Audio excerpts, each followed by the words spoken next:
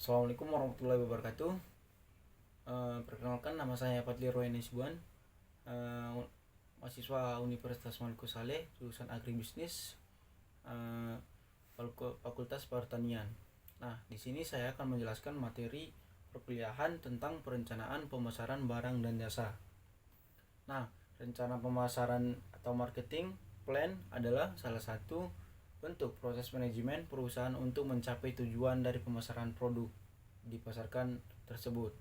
Oleh sebab itu dibutuhkan keahlian khusus dalam menyusun rencana pemasaran sehingga dapat menghasilkan keuntungan lebih besar dan lebih banyak.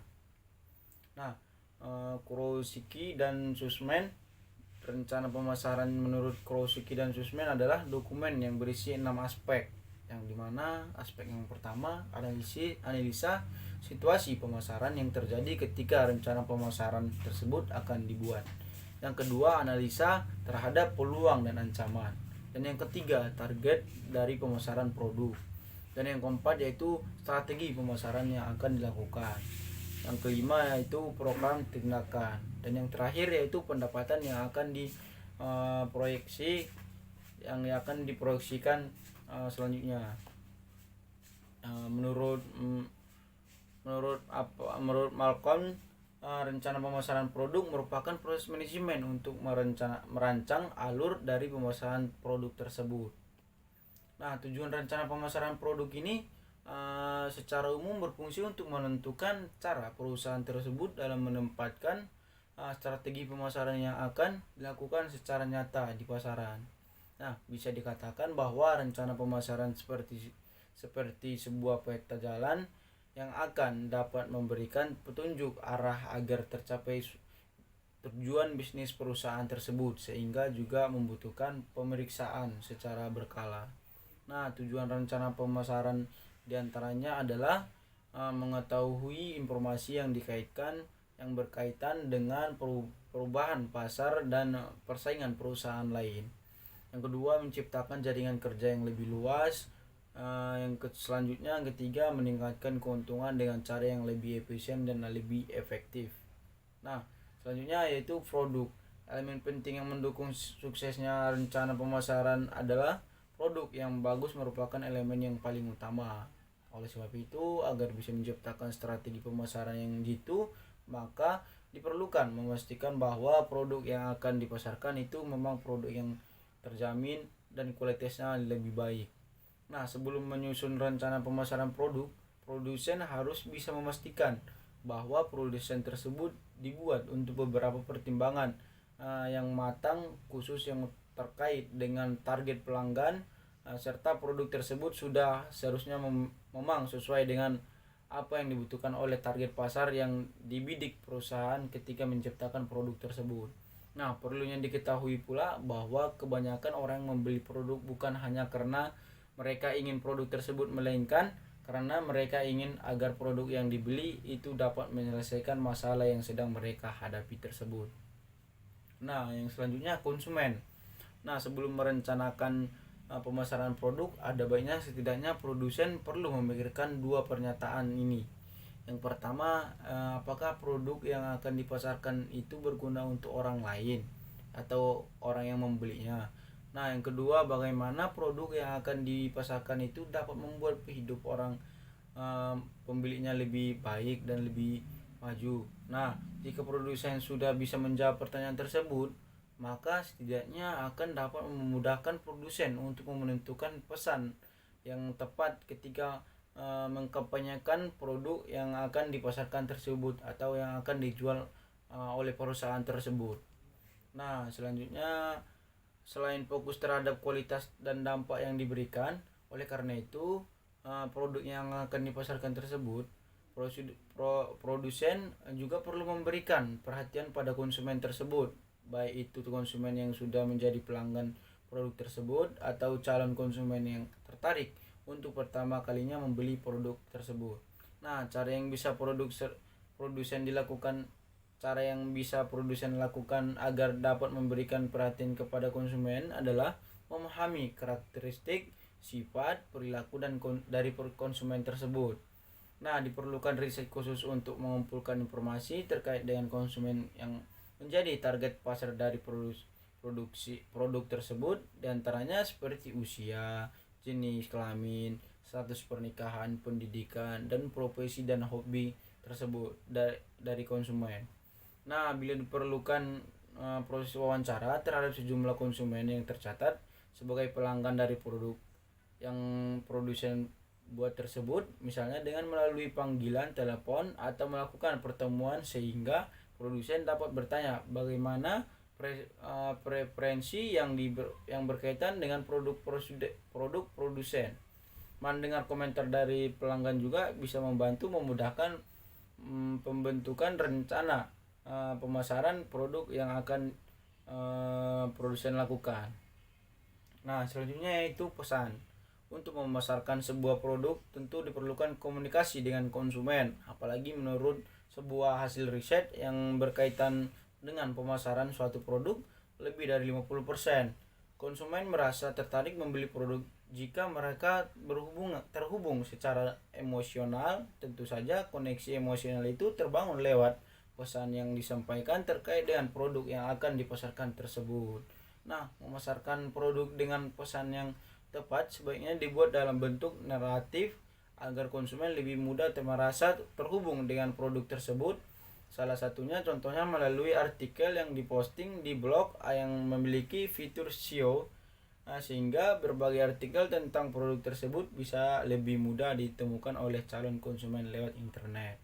Nah, tim pemasaran kerjasama sebuah tim yang kompak akan memudahkan promosi suatu produk, namun menghubungkan dan menjaga kerjasama yang baik antara sejumlah orang dalam sebuah tim agar selalu berada di jalur yang diinginkan.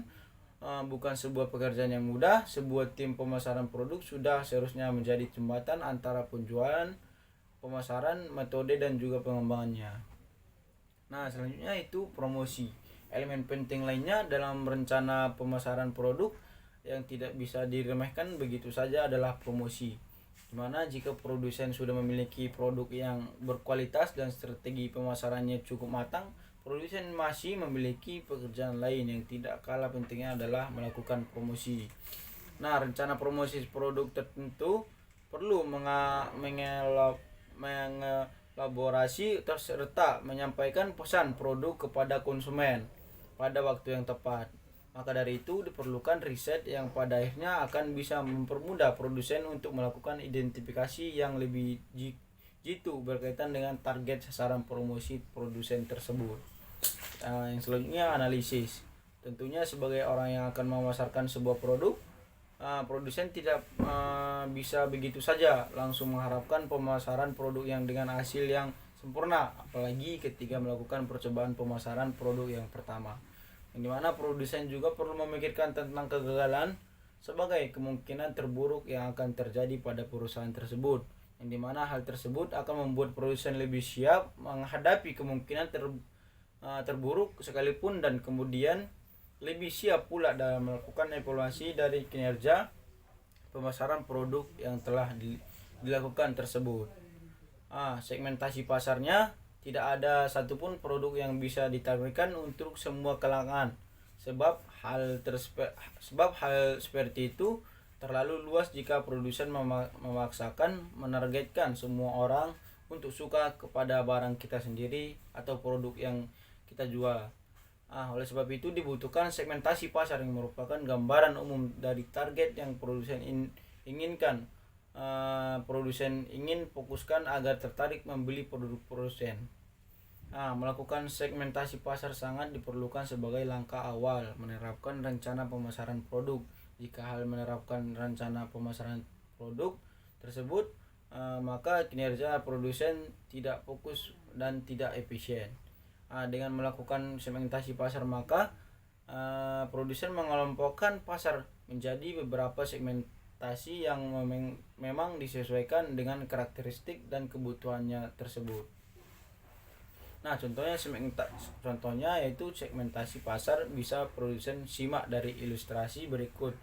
Yang mana segmentasi pasar dari produk fashion wanita yang dibedakan berdasarkan usia, mulai dari produk fashion wanita yang usianya 15 sampai 20, usianya 21 sampai 30, usianya 31 sampai 40 hingga usia lebih dari 40 tahun.